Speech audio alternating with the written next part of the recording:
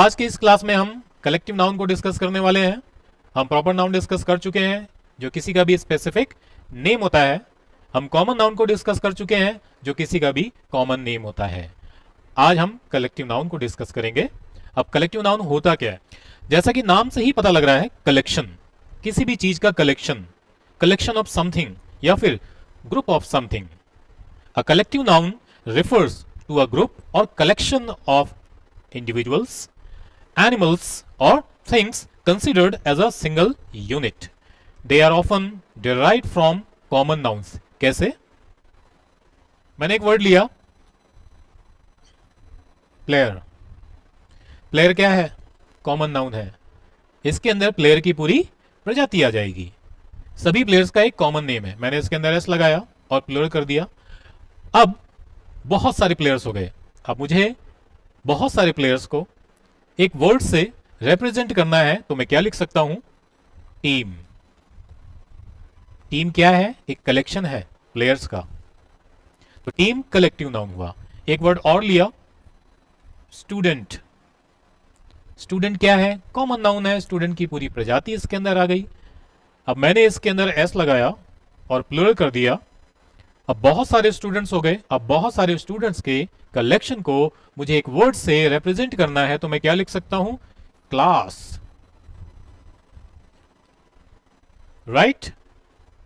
Ship.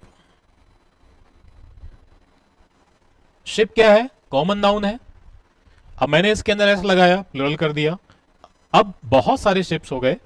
अब उसके collection को मैं क्या बोल सकता हूं? फ्लीट। Fleet of ships. तो ये कलेक्टिव नाउन है। लायन, सारे लायन इसके अंदर आ गए, पूरी प्रजाति आ गई, कॉमन नेम है। एस लगाया, प्लूरल कर दिया और इसके कलेक्शन को आप क्या बोल सकते हो? प्राइड।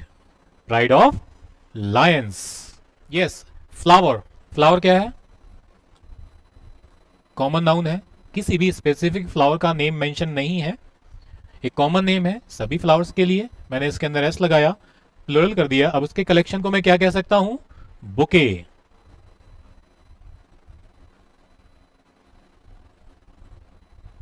तो कलेक्टिव नाउन एक कलेक्शन होता है किसी भी चीज का। ये एक समूह होता है। आप झुंड बोल सकते हो, टोली बोल सकते हो, गिरोह बोल सकते हो, किसी भी चीज का। तो आइए कुछ और एग्जांपल्स देखते हैं।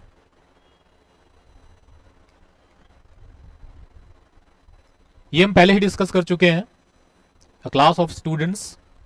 एक चीज और, जो भी नाउन ऑफ के बाद आएगा वो ऑलवेज प्लूरल होगा। जैसे यहां स्टूडेंट्स है, बहुत सारे स्टूडेंट्स के कलेक्शन को ही हम क्लास बोलते हैं, लेकिन जो भी वर्ब यहां पर आएगी वो क्लास के अकॉर्डिंग आएगी, यानी जो मेन सब्जेक्ट है वो क्लास है। जैसे अ class of students is ready, तो यहां पे इज आया है किसके अकॉर्डिंग? जो हमारा मेन सब्जेक्ट है, क्लास। इसी तरीके से यहां पर जो भी वर्ब आएगा वो टीम के अकॉर्डिंग आएगा, क्योंकि मेन सब्जेक्ट हमारा टीम है। और जो भी नाउन आएगा वो ऑफ के बाद वो प्लूरल होगा। A team of players is ready for the match, आप बोल सकते हैं। बर्ड कॉमन नेम है, कॉमन नाउन है। इसके कलेक्शन को हम क्या बोलते हैं? फ्लॉक बोलते हैं। पीपल कॉमन नाउन है, इसमें एस नहीं लगता है, ऑलरेडी ये प्लूरल है तो एस लगाने की जरूरत नहीं है। तो पीपल के ग्रुप को हम क्या बोलते हैं? क्राउड भी बोलते हैं और मॉब भी बोलते हैं। अब क्राउड और मॉब दोनों को भीड़ बोलते हैं हिंदी में, लेकिन दोनों में डिफरेंस है। क्या डिफरेंस है?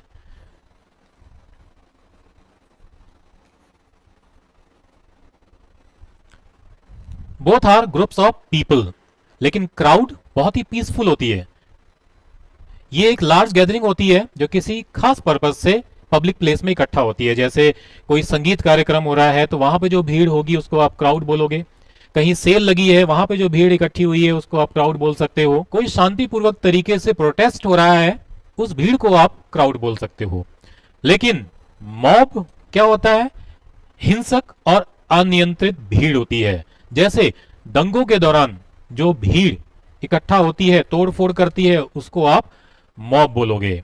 इनका जो बिहेवियर होता है अग्रेसिव होता है। मॉब लिंचिंग एक टर्म सुना होगा आपने।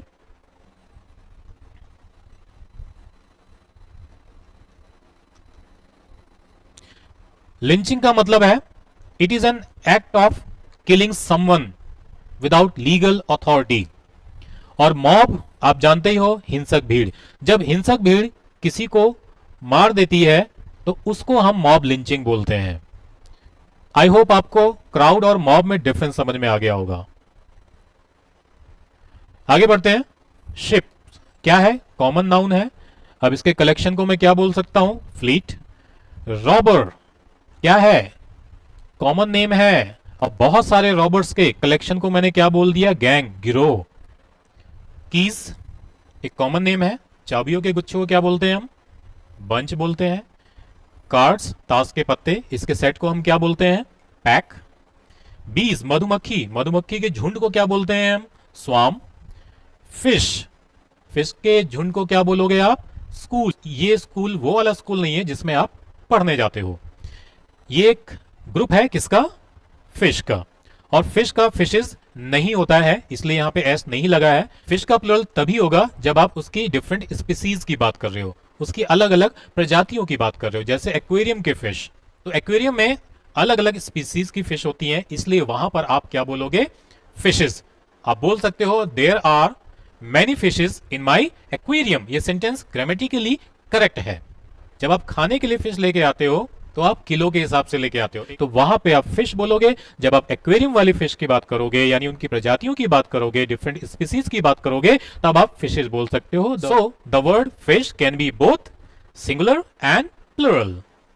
In American English, collective nouns are typically treated as singular, so they take a singular verb English, but in British English they can be treated as either singular or plural. अगर पूरा group एक single unit की तरह काम करता है तो singular verb आएगी, लेकिन वहीं अगर ग्रुप के इंडिविजुअल मेंबर्स की बात हो रही है, उनके एक्शंस पे फोकस है, तो हम प्लुरल वर्ब लगाएंगे। आइए एग्जांपल से समझते हैं। The team is celebrating it's victory. यहां पे टीम कलेक्टिव नाउन है, जो प्लेयर्स का ग्रुप होता है। हेल्पिंग और लगा है, सिंगुलर है। सिंगुलर क्यों लगा है? क्योंकि फोकस यहां पर टीम पर है जो एक्ट कर रही है एज ए सिंगल यूनिट, इसलिए यहां पर सिंगुलर वर्ब लगा है। और प्रोनाउन भी सिंगुलर ही लगा है। Next sentence, the team are all wearing their uniforms. यहां पे भी टीम कलेक्टिव नाउन है, लेकिन जो वर्ब आई है और जो प्रोनाउन आया है वो प्लुरल है। क्यों? यस, क्योंकि यहां पर फोकस टीम पर ना होकर उसके अंदर जो इंडिविजुअल मेंबर्स हैं उन पर है, उनके एक्शंस पर फोकस है, इसलिए यहां पर आर लगा है और प्रोनाउन भी प्लुरल लगा है। The class is ready for the exam. यहां पे क्लास क्या है? कलेक्टिव नाउन है, लेकिन वर्ब कैसी आई है? सिंगुलर। क्यों? क्योंकि यहां पर जो फोकस है किस पर है? क्लास पर है एज ए सिंगल यूनिट, तो यहां पर इज लगा है। लेकिन इस सेंटेंस में the class are handing in their assignments, यहां पे भी क्लास क्या है? कलेक्टिव नाउन है, लेकिन वर्ब कैसी आई है? प्लुरल। क्यों?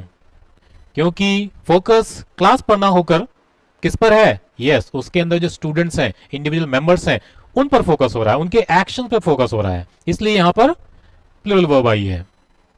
The audience is enjoying the performance. यहां पे ऑडियंस क्या है? कलेक्टिव नाउन है, लेकिन वर्ब कैसी आई है? सिंगुलर। क्यों?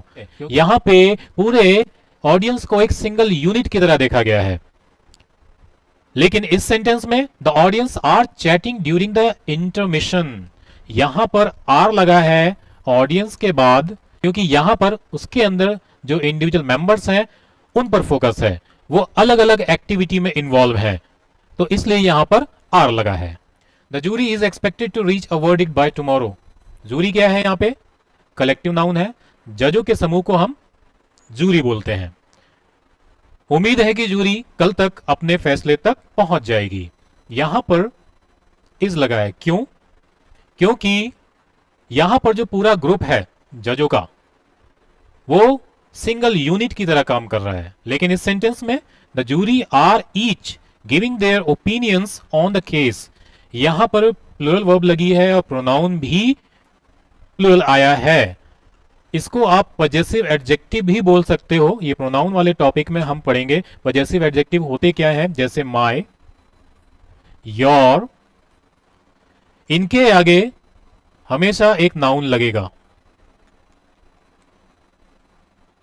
आवर हो गया या फिर इट्स हो गया,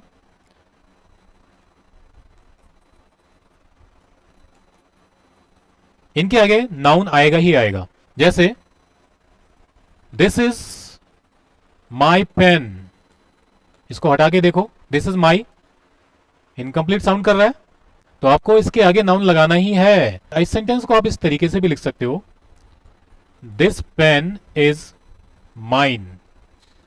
अब यहां पे नाउन की जरूरत नहीं है क्योंकि ये पजेसिव प्रोनाउन है और ये पजेसिव एडजेक्टिव है। इनमें डिफरेंस यही है कि पजेसिव प्रोनाउन के बाद नाउन नहीं आएगा, लेकिन पजेसिव एडजेक्टिव के बाद नाउन आएगा।